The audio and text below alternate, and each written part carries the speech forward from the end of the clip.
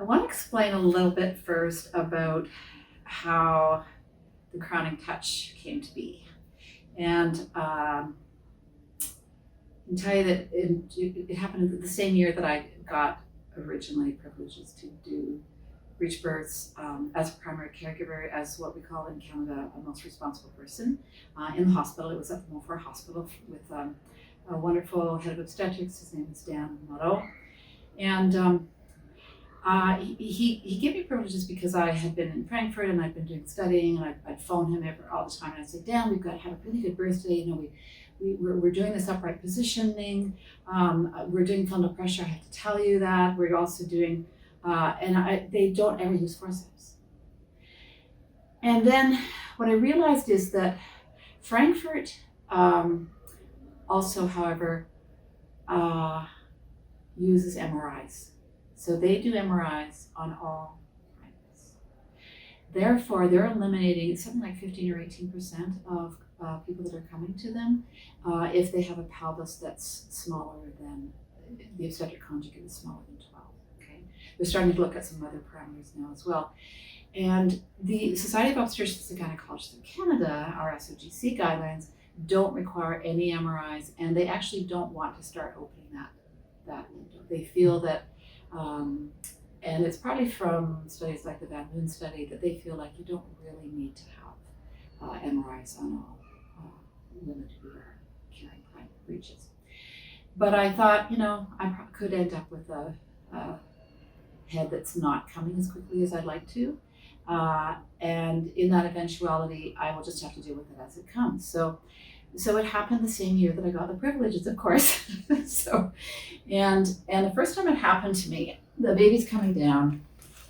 So let's say arms come out, fine. Good. I'll have it out there. Okay, good. All right, so we had the head up there. And I thought, okay, this head is not coming. I could see, that there was no bulging anus. And I reached and I realized I was feeling, I didn't even know which side the chin was on. There was a doctor who came into the room. She just had come in because she wanted to see what we're doing. She knew that she didn't have to be there. She also knew that she wanted to learn something. And she came in with forceps because they always bring forceps in because the physicians always feel they have to have the forceps there. Mm-hmm. And I said, I think I need an episiotomy. And she came and she gave me an episiotomy. We often will say in shoulder dystocia with the head down baby that the reason to do an episiotomy is not necessarily to make sure that that there's more space here for the baby, but so you can get your hand in. And so in this situation, I did to get my hand in there, and I go in, and sure enough, I can go up, and I was thinking I was just going to go do a thing that we have often done, which is what Mary Cronk had done, which is a Marisol beats, which is Marisol beats for the upright position, which is you put your fingers up here, an occiput, push on it, and force down on it, and you're holding it. And forcing and that 2 fingers on the zygote on the cheek muscles. And then that wasn't working, but it wasn't only not working, but I realized that my hand actually went up past there. And I thought, oh. And I didn't remember that ever happening before when we were doing births on the back. And now I realize that the reason probably that didn't happen is because we know now from the MRI study that we did in Frankfurt that the diameter of the ischial, between the ischial spines and between the ischial tuberosities opens 0.9 to 1.9, basically 1 to 2 centimeters more. And guess what? That's just about how wide our fingers are. And so this gets down to my whole thing. At the time I was thinking, well, that fits right in there. And then I realized it would fit even farther back. But at the time I also was trying to use the other hand because I was still of the thought that you have to use your hands like forceps, okay? I put 2 hands in. I could do that because there was an episiotomy made. And I went in, but I could tell that this one hand just went right past and my whole hand was in there, and then I just brought the baby out. And I'd flexed it. I think that one wasn't too turned to left occiput, anterior basically. Mm-hmm. But what happened was I realized that that I just turned to this woman and I said, well, that's a lot better than the forceps you were thinking about using, because she had clacked so hard down on this steel tray, and I knew that she had only maybe been to about 1 or 2 breaches, and that she never used them. So I knew that she was not going to be very competent, and I didn't want to see more damage done. And I had already seen damage from one forceps delivery where there was a craniectomy in our own hospital. And since then, I've also heard about another. And then there's a third one where forceps were used and a baby died. I have done this probably just about 4 or 5 times. I'm not sure each time it was totally necessary, but I felt it was necessary. I mean, it was a very easy thing to do.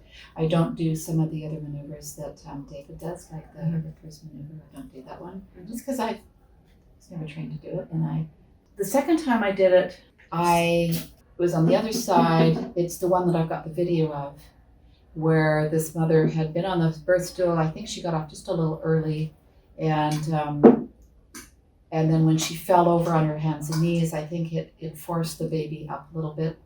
And that's the first one that I did. I think the baby was up pretty high. I think it was up about here.